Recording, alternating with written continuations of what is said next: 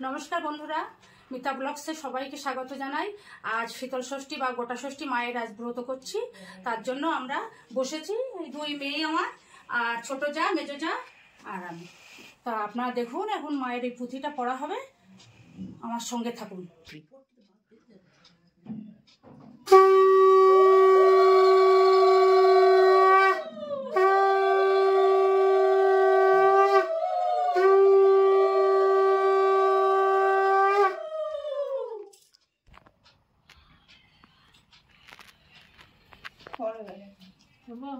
হ্যাঁ, এবার পড়ছি বইটা। মাঘ মাসে শুক্লাপক্ষে ষষ্ঠীর দিনে শীতল ষষ্ঠী ব্রত হয়। যে রমণী ইহা পালন করে তাহাকে সংসারে থাকিয়া শোক তাপ পাইতে হয় না। ব্রত কথা। এক বামুন আর এক বামনী ছিল, তাদের 7 ছেলে আর তাদের 7 মেয়ে, 7 বউ। কিন্তু কারো ছেলে মেয়ে কিছুই হয়নি। বামুন আর বামনী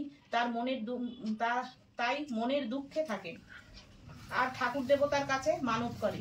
এমনি ভাবে দিন যায়। একদিন এক বুড়ি দুপুরবেলা ভিক্ষে নিতে এসে বললে, হ্যাঁ রে মা, তোমার নাতি নাতনি কটি? বামনি দুঃখ করে বলল, কি বলছো বাছা, এমন ভাগ্য করে এসেছিল যে 7-7টা বউ ঘরে, কিন্তু কারোর পেটে একটি ছেলেও হয় না। বুড়ি বললেন, তা বাছা এক কাজ করো দেখি, এই সামনে যে শুক্লাপক্ষের ষষ্ঠী আসছে, সেই ষষ্ঠীতে মা ষষ্ঠীকে পুজো দিও, তাহলেই তোমার বউদের ছেলে হবে। বামনি বললে, কিছু নিয়ম আছে? বুড়ি বললে, হ্যাঁ তা আছে। ষষ্ঠীর আগের দিন রাত্রে গোটা সেদ্ধ আর ভাত রেঁধে খাবে না বা ছোবে না। এই বলে বুড়ি চলে গেলেন। শুক্লাপক্ষের ষষ্ঠী আসতে বামনি নিয়মিত শিল জাগিয়ে তারপর দিন বউদের নিয়ে ষষ্ঠী পুজো করলেন। বৌরাম গলায় আঁচল দিয়ে মা ষষ্ঠীর কাছে বললে, মা ষষ্ঠী, তুমি সদয় হয়ে মুখ তুলে চাও, যেন বছর ঘুরতে না ঘুরতে ছেলে কোলে পায়। মা ষষ্ঠীর দয়া হলো, একসঙ্গে 7 বউ পোয়াতি হলো।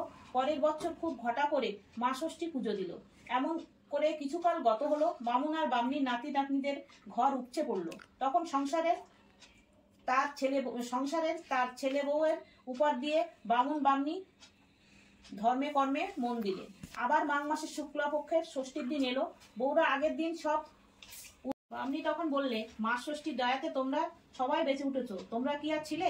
এই বলে সব কথা একে একে বললে। তারপরে খুব ঘটা করে মা ষষ্ঠীর পুজো দিলে। এই আশ্চর্যের কথা দেখতে দেখতে দেশে দেশে প্রচার হয়ে গেল।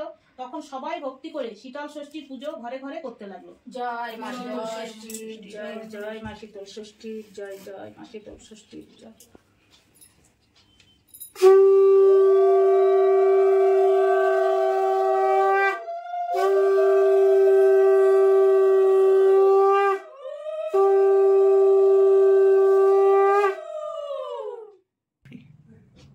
বন্ধুরা, আগের দিন আমি রাত্রে গোটা সিদ্ধ ভাত করে রেখেছি। আমাদের বাসি তো সরস্বতী পুজোর দিন রাত্রে করে রেখেছি।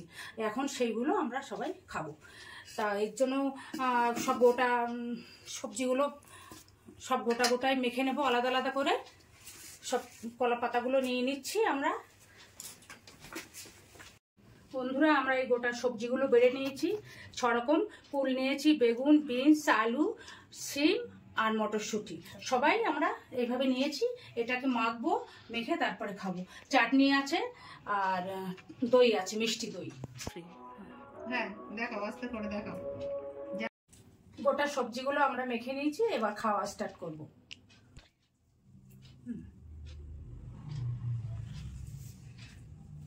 এবার আমরা চাটনি আর দইটা নিয়ে নিচ্ছি।